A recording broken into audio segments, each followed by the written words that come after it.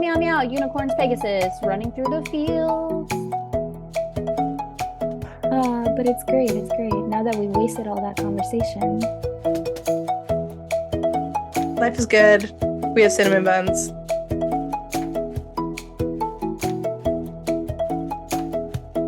Hi, friends, and welcome to another episode of the Reading Queens podcast. We are here to talk about books and other random things as usual, because this is what we do and we excel at it. So, yes, we are talking about small town romances today, as you can tell by the title of this episode.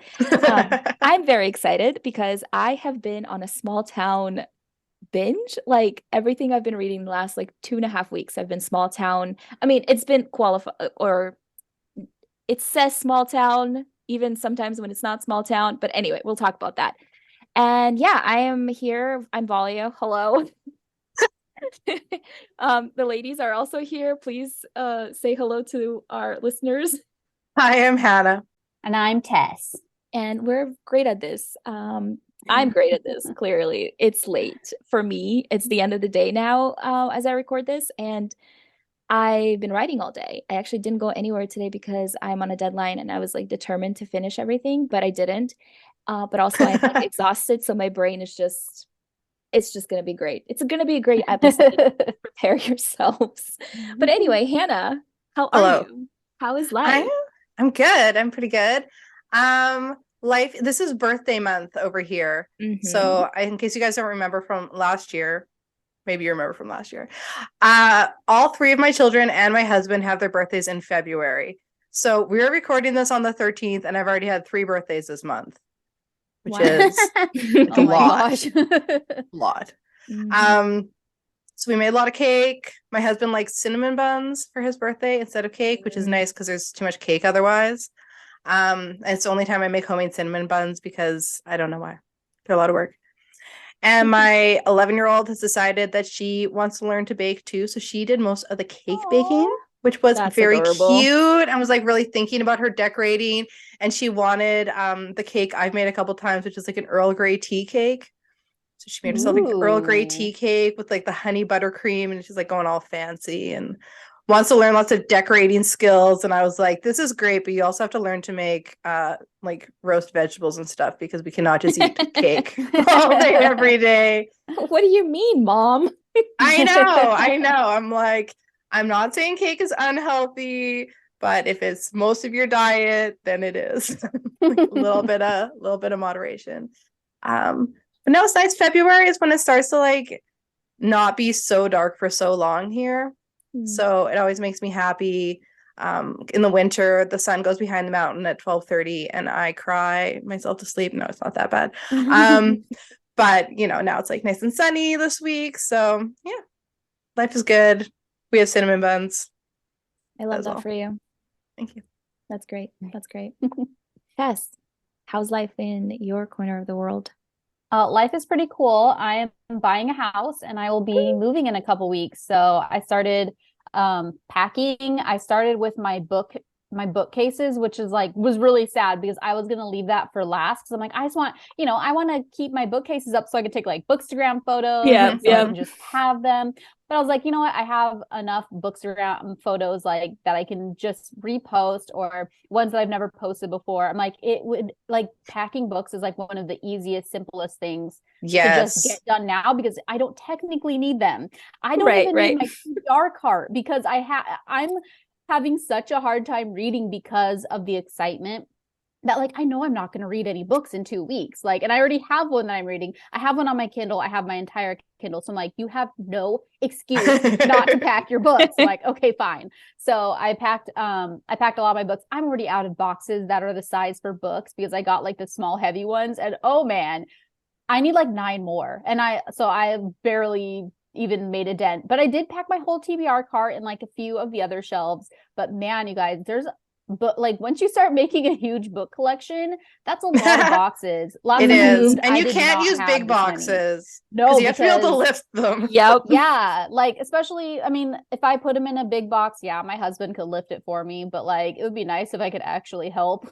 Right. You know, the best moving boxes I ever got was the year I moved and I went to the bookstore to like it's Chapters in Canada, the big bookstore, and I got their boxes. That's pretty The smart. boxes that books come in. Like people always say get like alcohol boxes, which is fine, but the book boxes are better. I still have a few in the basement because they were such good boxes. Yeah, that's really smart. I've actually been reusing my anytime I get like a shipment of books, because of course I have to order my own books. Yeah.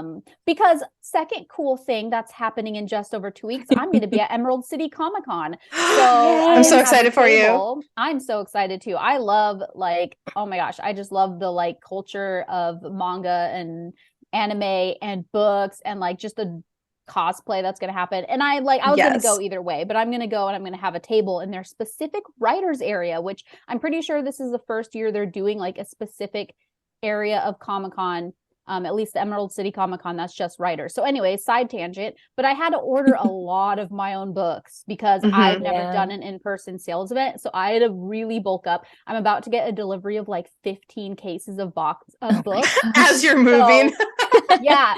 But I'm like, you know what? Some of those are I mean, most of them I am going to have to like just pack, but like some of those boxes, I could reuse those for packing more books. Yeah.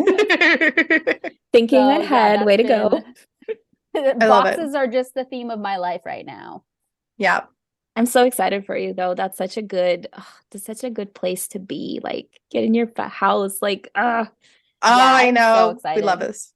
I'm going to have a real life like office because where a lot of you guys don't know because we do not do video with our podcast, but my writing den office area is a like I'd say it's maybe like a 6 by 9 inch rug that is in between my kitchen and my living room. So it's just this like nook in the middle of our living space. I'm going to have a real live office, you guys. It's going to have a door, it's going to have walls, and it's going to have a window. So I'm very excited. You won't be able to shut the door though, or else your cats will like.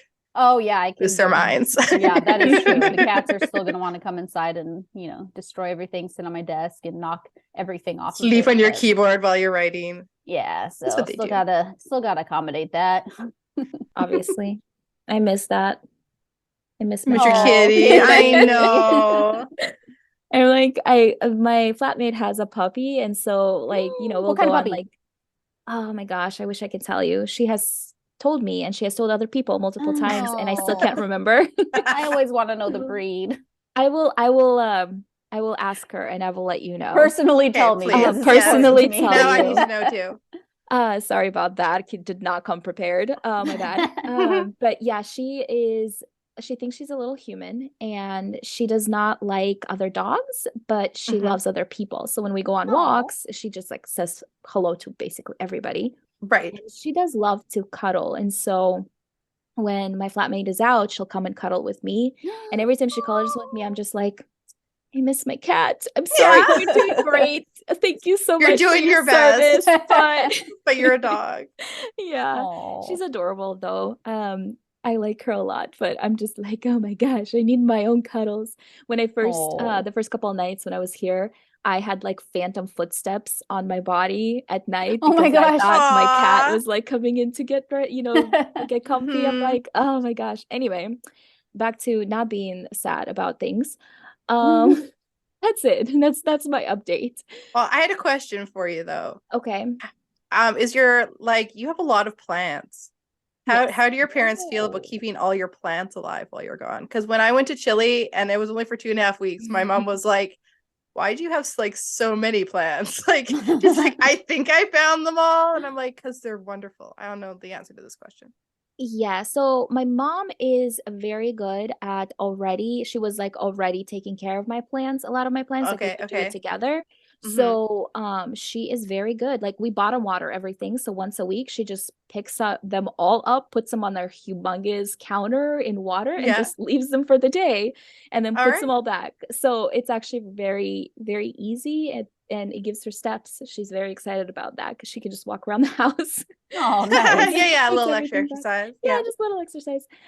Yeah, so they're doing great. I mean, my mom is the one with the green thumb. Like she's the one who gave it to me. So okay, yeah. There's no issues in my mom has zero. I don't think she has a single plant in her house right now. Oh my God. She's like one of those people that like once had a Christmas cactus, and I'm like, You need some more plants. Like, can we just like sneak a little pothos in there? Like, you'll hardly notice. Oh, yeah. And very easy to take care of. That's funny. Just believe me. My flatmate actually has a few plants, and I'm like, okay, girl, we're gonna teach you how to bottom water because that's always the best for plants, right? And then also, I have been to two separate plant shops already since I've been here, and I'm like, okay, I think I'm coming back to pick this one up and this one up for Just a few her. little plants just while I'm here. Just a little bit house plant while I'm here, and then you get to keep it while I'm gone. But yeah, the plant shop that I went to last time, oh my gosh, you guys, it was so gorgeous. This photographer came in and was like, can I just shoot all of can I just do like a little photo shoot with your plants? And the girl was like, yeah, sure. And he like set up a tripod and everything. Wow. Were you like, can I also do a little photo shoot Yeah. with plants and my books? I was like, does this work? Like, can I come back with a book? Yeah, it was very cute. I like it a lot. But yeah. Any other questions before we move on to books? No. It just occurred to me. I was like, the plants, how are they? Probably good. Yeah, they're in good hands. You know, my mom is amazing at everything. So just Makes one more sense. thing she's amazing at. But yeah, so let's talk about books. As you guys can see by the title and my announcement at the beginning of this episode, we're talking about small town romance. And I will let Hannah start us off, and we're just gonna dive right in. So let's do it. All right. Well, we are having like a discussion, a discussion. We're like, save it for the podcast. Yes. About like what actually makes small town romance. Because Valia had just finished reading a book by Elsie Silver, and she's like, I read the small town romance, and I was trying to find one to read. So I read it, and I was like, I don't think it's a small town romance. Which doesn't mean it wasn't good. It was amazing, and it said it was small town adorable romance on top. Okay, I know. Like, and that's the thing. I'm like, clearly, it's not just me disagreeing with Valia. It was me disagreeing with like the marketing of this book. But I just like was curious what you guys like look for in a small town romance, because to me, the fact that it's small town, and I am a small town girl, right? Like, I always live in small towns, is like, the setting is super, like, the vibe is super important from the setting, and I want it to be adorable, and I like ideally want it to be like Gilmore Girls, but with romance, right? Or like, was it Emma St. Clair has hers that are like inspired by Schitt's Creek, so that's like less charming but equally like quirky, right? I like to have like different businesses, and I want to know like where the diner is and where the different things are. Right. And for me, that's like a big part of it. It's like not just that they don't live in the city. Like, I don't know. I feel like a lot of rom-coms are in the city, so like these ones are small town, but I want to like feel the small town. Yeah, I do agree with that. I do think with the Elsie Silver ones, this is not her. So I didn't read her first series. I started with this one that are, you know, marketed as small town romances. With Flawless, right? Was the first. Flawless, yeah. And then the second one is Heartless, I think. And then Powerless just came out Friday, which is on my Kindle. I am so eager to start hearing from Valia tomorrow. I'm like literally so excited about it because it's a friends to lovers, and I'm just like here for it. But anyway, where was I going with this? Oh yeah, so I didn't read like the original or the first series that she had, but this one, like, they're actually marketed as small town. And even when Hannah said that she read it afterwards, I was thinking about it. I was like, no, it's actually really true, because the series I'm talking about is very small town. It's very like Gilmore Girls and everything, that you get those feels. And so it's interesting that like there's such a wide interpretation for such a simple qualification of stories. I don't know. It wasn't like city, but because okay, we'll have to like talk about very briefly, but because like the premise is that he's like a rodeo bull rider, and she is supposed to like keep him out of trouble pretty much for the course of the book. So they go like to a bunch of different rodeos in it, so it's not even like they're in one place. They do a lot of like hopping around and like into different like cities and different things like that, and the rest of the time they're at the ranch, and ranches to me are still not small town, they're rural.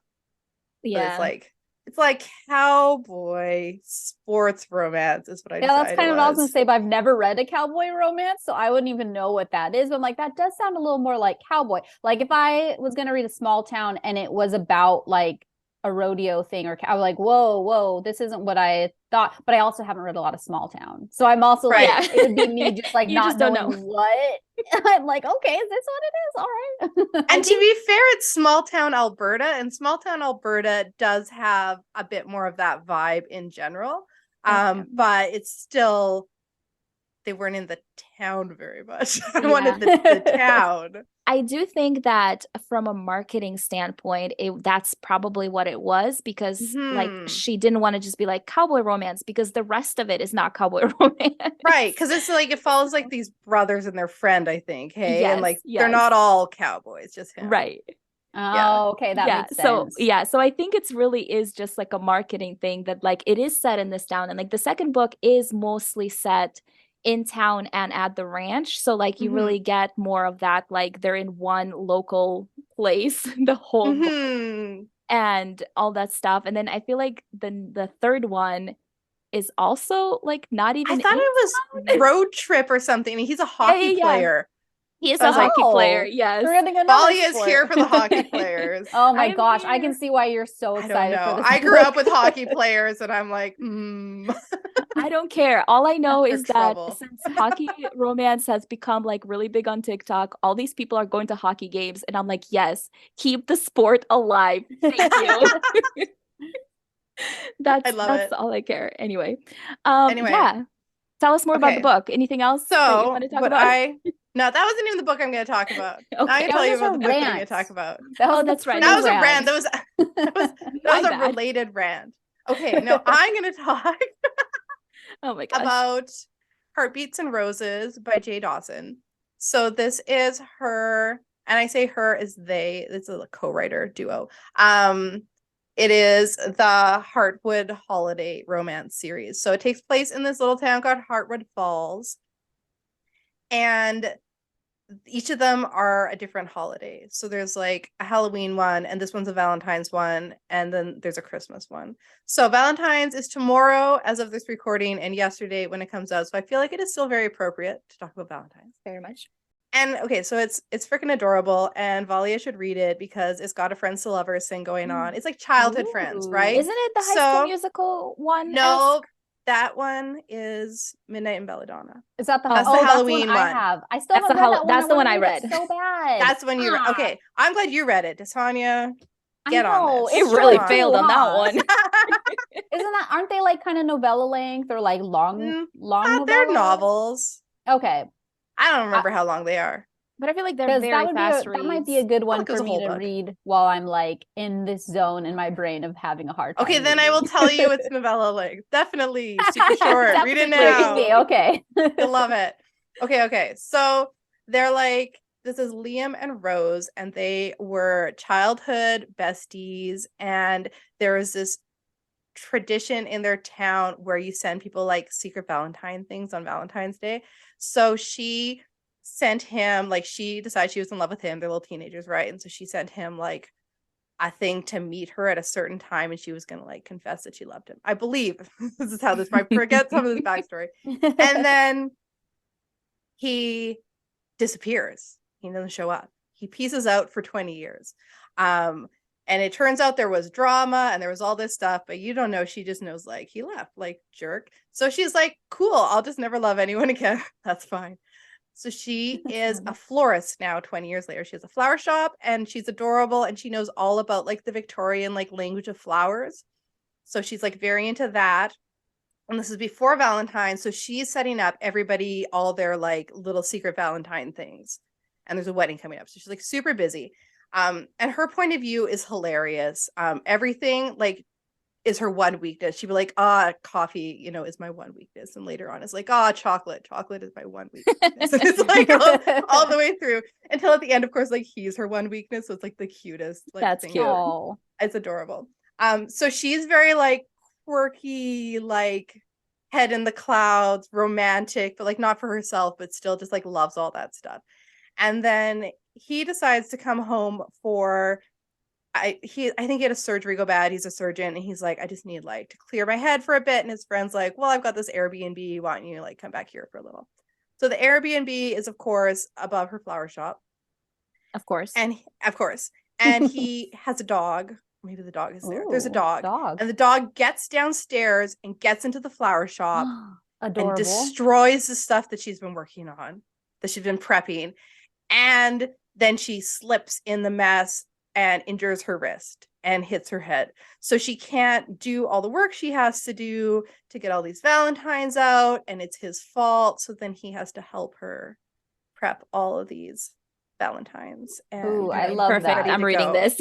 What a great setup. So cute. It's so cute. And I love, like, I think these could have been branded as rom-coms because they do have like that fun, like, you know, the like reason they're together, and then there's like a lot of banter and really lighthearted like cuteness to it.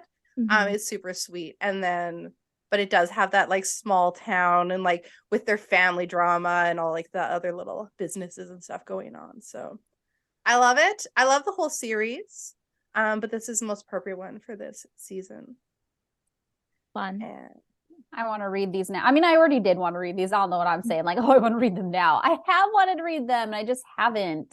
And they very much stand alone. She doesn't really cross over side characters very much. So they're really good to, you can read them out of order then? Completely out of order. Like it doesn't matter at all. It's kind of like the location is the same, but there isn't a lot of through line. So you just like pick the one for the season you're in the mood for and read it and just like go for it. And this one too, I think was nice because it's Valentine's, and because of the location, like kind of like me, it's still winter in Valentine's. So it's kind of fun to have a winter Valentine's romance. I don't know. Instead of just like springtime stuff. That's a small thing, but it's winter. It's winter and never thing. Christmas. I did really enjoy their Halloween one. Like I really like their writing style. I don't know why I didn't go back and read more. Are they in KU? They aren't. They aren't. Maybe that's why. I think they maybe are not in KU, but it might have switched around because I know it was a duo that was writing them, but then the third book is only written by Jessica Sundin, the Christmas one, and then she's continuing that pen name to write romance under. So she might have changed how things are doing, but because her co-writer Claire has taken a step back from writing for a while. So which is why book 4 never came out. It got pulled. They were supposed to be a New Year's one, and I'm still harassing Jessica. I'm like, could you just write this yourself? Like, I love Can you just do it for me? For me, yeah. Just I know you're writing like 3 other books right now, but could you just write this one for me? Okay. We should start a petition. I'm gonna. Yeah, there you go. Yeah, the 3 of us will sign it. The 3 of us. I'll go harass her other readers. I'd be like, let's all get together and game. Oh my gosh. Anyway, moving no pressure. Not toxic. It's fine. Okay. That was my book. Tessonja. Fine. Oh, it's my turn? Okay. Yes. Well, first I'm going to tell you something real honest. I tried to read a different small town romance book, and I was really excited about it because the premise sounded great, and I did not like it. I DNF'd it. I DNF'd one too. They're not all winners, guys. It's sorry. Yeah, that's and I think part of it, I'm sure, is because of I already talked about the mood that I'm in. I'm just having a really hard time reading, and so something really has to like keep my attention, make me really happy, and just like do it for me. And this one didn't, so I DNF'd it, and I have like zero feel bad for it. I mean, it wasn't a bad book. People like it, but I did not enjoy it. I did not feel any chemistry between the characters. And if I'm going to read a romance, you better give me some chemistry, and I better feel it and believe it. And it is the whole point. Yeah. But anyways, so I decided to talk about books that I did have a lot of feels for. I even had some negative feels for them, but I had enough feels that I really enjoyed the whole. There were 2 of them. So I'm talking about the actually, does the series have is it the Bellinger Sisters series or whatever? It's the 2 books from Tessa Bailey. It happened one summer. Yeah. And then Hook, Line, and Sinker. Yes. So these ones, the first one, I read them in like release order. So the first one that came out was the main character is like inspired by Alexis from Schitt's Creek. And that like sold me because I love that show and I love that character. And her, like, I think her like thing was that she wanted like to do like an Alexis version, but a version where she gets like happy ending. So obviously it's not a retelling because you can't just like take someone else's IP and be like, here's this character. I'm writing, this is fan fiction, but no, it's not like that. But you can and better the happy ending anyway.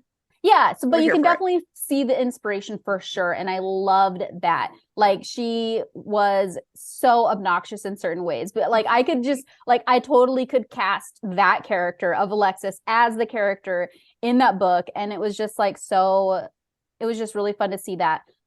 So that one is, and it kind of sets up the premise for both books, but she is she's just a socialite and she gets into some trouble. I think she winds up in jail and her sister has to bail her out, but she's just been through like a bunch of bad stuff. Like it kind of reminds me of like the 2000s era of like the socialites of like Paris Hilton and Nicole Richie and just like all the drama that happened to socialites in like the early 2000s.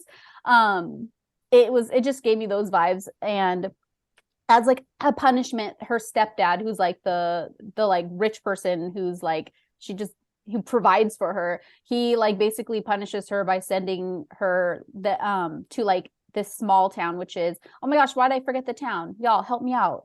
What town is it? It's been a while since I read it. It's in Washington State, which is where I live. Is it a real town? Yeah, and I'm totally blanking on what it is. But anyways, it's like a coastal fishing town, and they get sent there and they have to like live in this like really crappy apartment above their dead father's old bar, and then they end up fixing it up. So such small town vibes. Like they fix up the bar.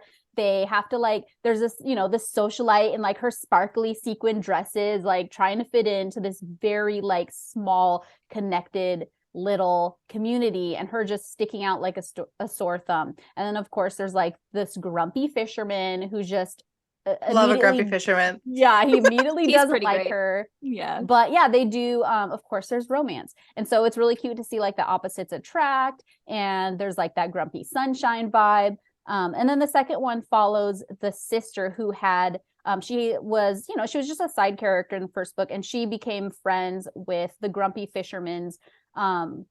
And of course I'm saying like none of the names. I'm like, wait, do I even remember the names right? I'm sorry. Forget names immediately after reading. Right? This is what happens when you read a book and DNF'd it and have to go and fish out a book that you already read like a couple months ago.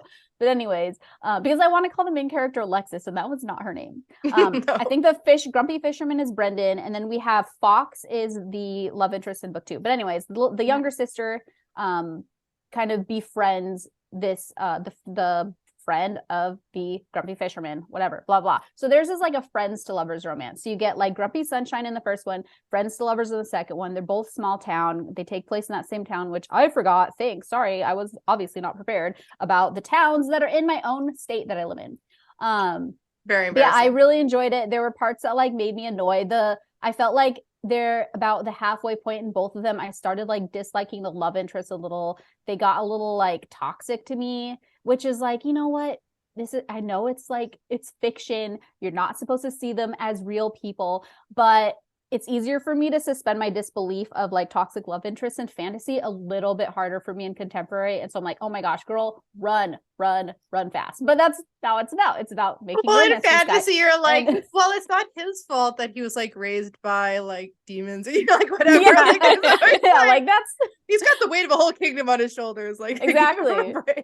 So it's like a little bit harder in this where you're like, oh, he had like a really hard past. Like, so have we all.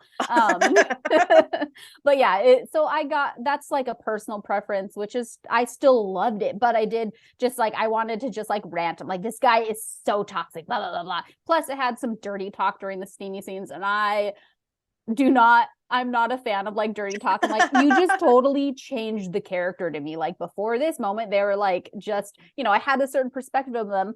And then they start saying all this dirty talk. And I'm like, and you know what? Some people love that. And I know you do. I know you TikTok bookstagrammers and book or TikTok, whatever. Y'all know what I'm trying to say. Obviously I can't use words right now. I know y'all like the spice and y'all like the dirty talk. I'm not the biggest fan, but it didn't like ruin the book for me. But it doesn't, I like cringe a little. I'm like, oh no, thank you. Don't say stuff like that to me. I'm way too vanilla.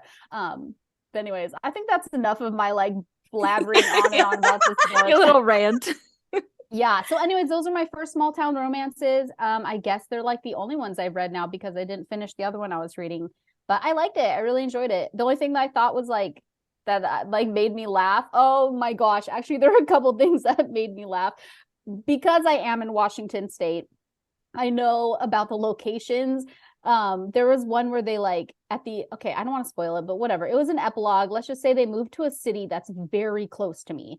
And they tried to make it sound like it was this really nice place. This place had like a really nice house. I'm like, bro. Oh my gosh, no. I remember this. Yeah, I ranted to Valia and I was cracking up. And there was like, what was it, a moose? They saw a moose. And Yeah. I'm like, okay, first of all, this is not the place to brag that you have your like really nice mansion. Like he could have picked a lot of other cities.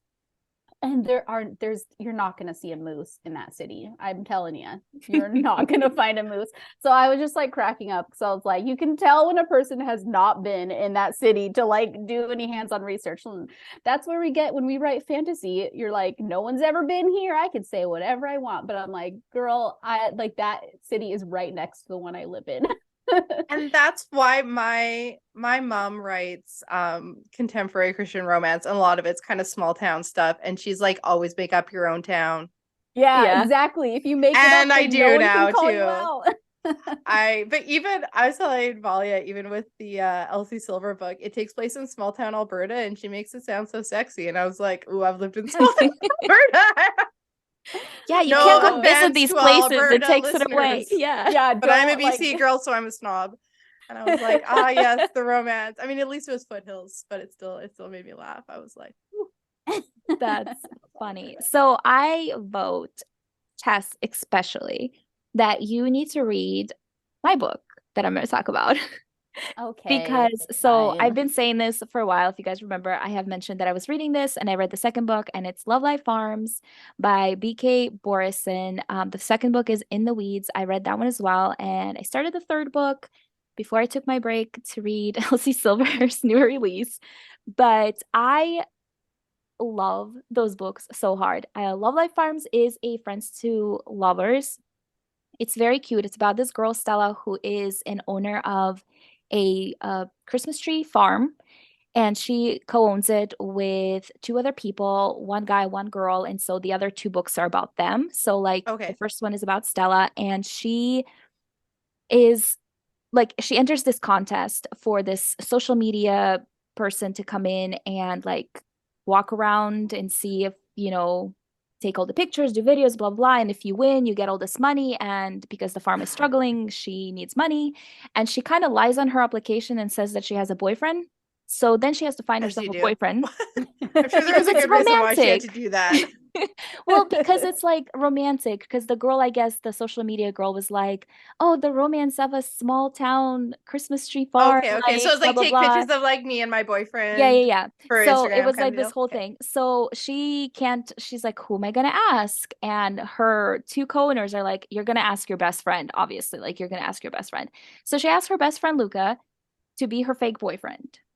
And they've known each other for like 10 years, I think. And the parts that I really, really loved this Friends to Lovers. I thought it was done so well. It was really fun with the fake romance aspect, to it.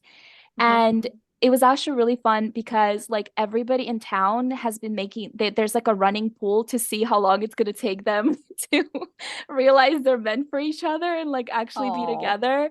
And so like you see like they take a stroll through the town to like solidify their fake relationship in front of people so that when the Instagram person comes, it's like believable, because the people in town know. And they like walk into the first store or something like that, and they walk out and they have like a phone tree. So by the time they get to the second place, like everybody in town already knows because she used the phone tree and called everybody and told them that they're together.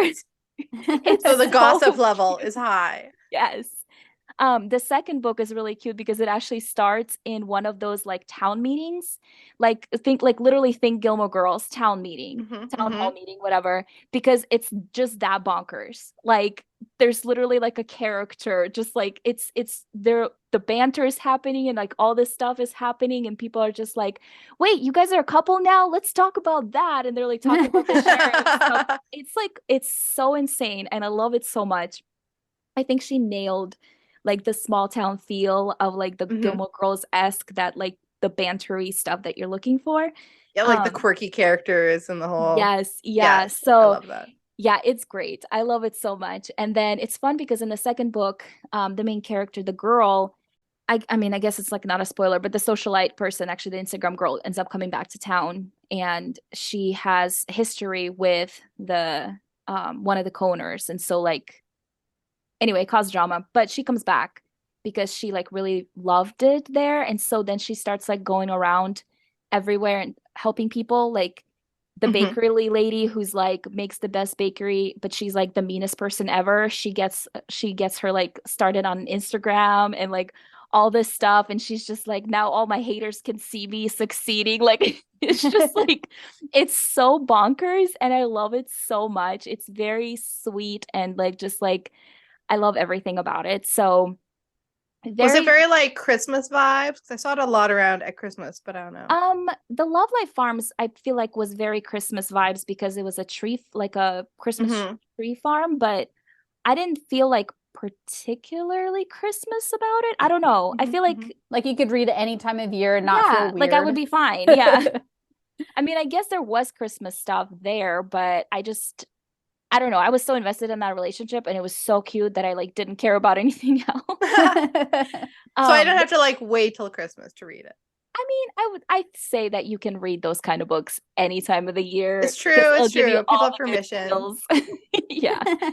And In the Weeds, I think is probably like more springtime, I think. And then the third one is, I guess, takes time after that, which I'm really excited about because it's two characters that I like been waiting to like know more about. Anyway, it's a whole thing. I'm a fangirl. I don't even care. But yeah, that's my small town romance. Highly recommend. I feel like it does give you a lot of it has really fun banter. It has really fun setting and just like the quirky characters, and just gives you like a lot of warm and fuzzies. Okay, so I love it. Yeah. What's the dirty talk level?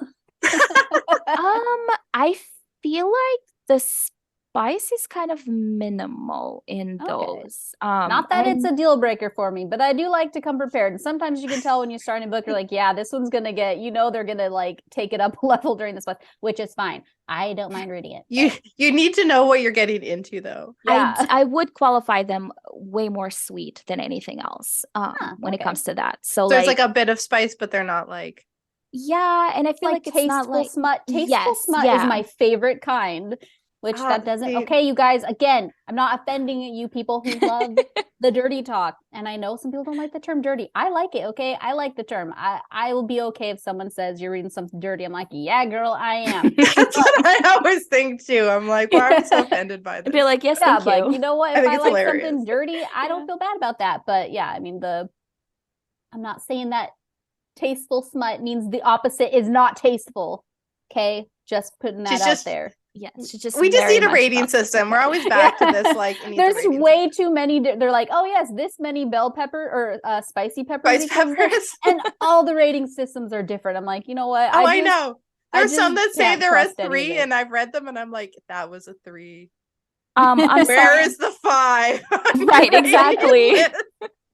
I'm like, I need to go take a shower now. Thank you. And it's like 2.5. Spicy pepper. Didn't even have any. What do you mean? I should say that the J. Dawson ones are like, they're ones that have like one sexy scene and you could skip it. So I think like if you like that stuff, there's a little bit in there, and if you don't, they're totally like, it's not integral to the plot. Nobody's making like plot changing things in the bedroom, so you could just. That's probably like the perfect level for me to be like, yes, that was great. Because I especially like it if there's like one, especially if it's toward the end, it was a slow burn, and it's like this payoff where you're really like, do need to read these books. I've been waiting for this. She needs to read Love Life Farms too. So you guys are fighting over which books I'm supposed to read next. Okay, I'm gonna fight over you now.